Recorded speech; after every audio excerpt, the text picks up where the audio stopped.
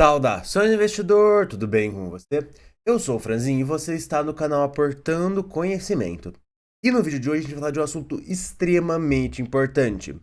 Basicamente, muitos investidores estão cometendo um erro muito grande quando investem em fundos imobiliários de papel, porque eles acabam analisando coisas que na verdade não deveriam ser analisadas e perdendo muito tempo com isso, enquanto na verdade o que eles realmente precisam analisar acaba meio que passando batido.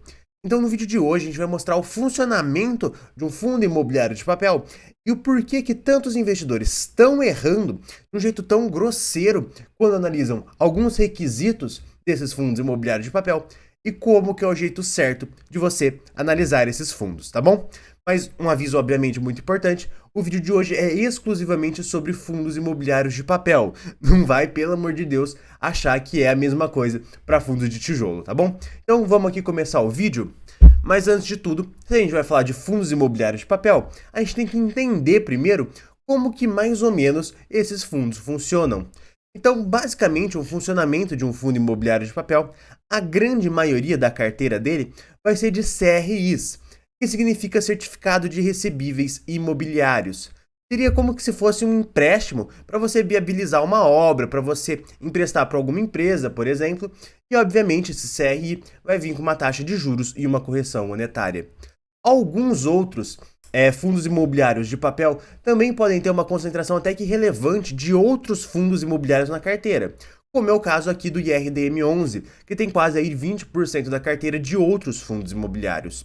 Tá bom, mas quando a gente para analisar quais são esses fundos imobiliários, a gente vê que a grande maioria deles também são outros fundos imobiliários de papel, que por sua vez também tem outros CRIs em portfólio.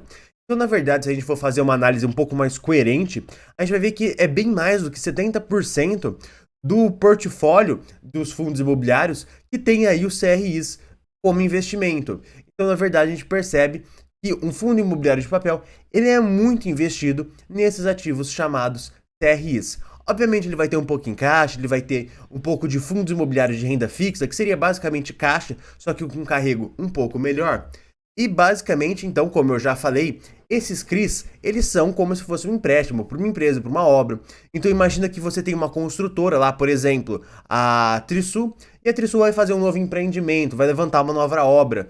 Poxa, ela vai através de um CRI pegar empréstimo para levantar essa obra em específico e tentar vender os imóveis enquanto ainda ela está construindo essa obra, esse prédio. Então por isso que acaba sendo tão interessante, tanto para a Trisul fazer esse empréstimo, quanto também para o fundo imobiliário, que vai acabar recebendo, por esse empréstimo, uma taxa de juros por ele e também uma correção monetária. Mas, na verdade, como um CRI ele tem grande participação em um fundo imobiliário de papel, na minha opinião, a gente precisa explicar um pouco melhor o que é esse CRI. Bem, basicamente, um CRI ele pode ser dividido em três categorias. Aliás, o pagamento desse CRI pode ser dividido em três categorias.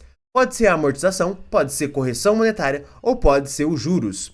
E para ficar mais fácil de entender cada uma dessas classes, vamos dar um exemplo aqui real. Então imagina um CRI de R$50 mil a um juros de IPCA mais 7,5%.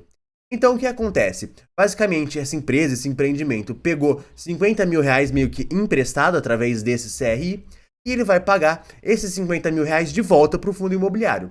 Esses R$50 mil que ele está pagando de volta seria a amortização. Esse valor vai para o caixa do fundo imobiliário e com esse valor aí ele vai fazer então a compra de um outro CRI, por exemplo.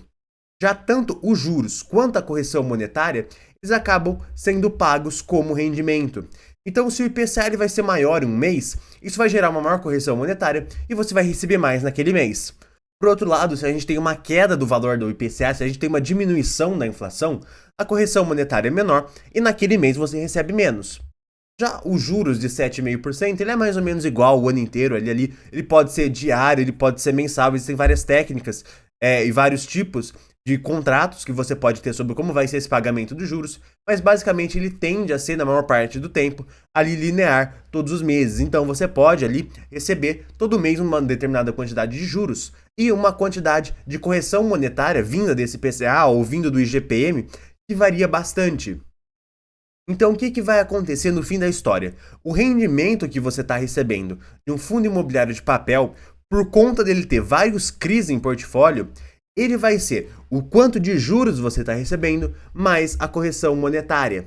Se a correção monetária for muito grande, você vai receber um absurdo de dinheiro, como estava acontecendo em 2021 e 2022, a gente estava com uma inflação galopante, um negócio realmente muito problemático no Brasil, e por conta dessa inflação tão grande, os fundos imobiliários de papel estavam pagando muito, e quando essa inflação foi controlada ali em meados de 2022, eles passaram a pagar muito menos, porque eles não tinham mais aquela componente de inflação tão grande assim para turbinar os resultados. E um outro ponto muito importante que o investidor tem que ter noção é que ele receber essa correção monetária maior ou menor, na verdade não impacta nada nos seus investimentos. Isso porque, na verdade, essa correção monetária ela não é um ganho real que você está tendo, é simplesmente uma correção monetária. O ganho real, quanto você realmente está ganhando por investir naquele fundo de papel, é exclusivamente os juros, por mais que você também receba junto a correção monetária. Então, se você pegar o rendimento que você recebe de um fundo imobiliário de papel e sair gastando sem reinvestir nada, isso vai dar um problema muito grande.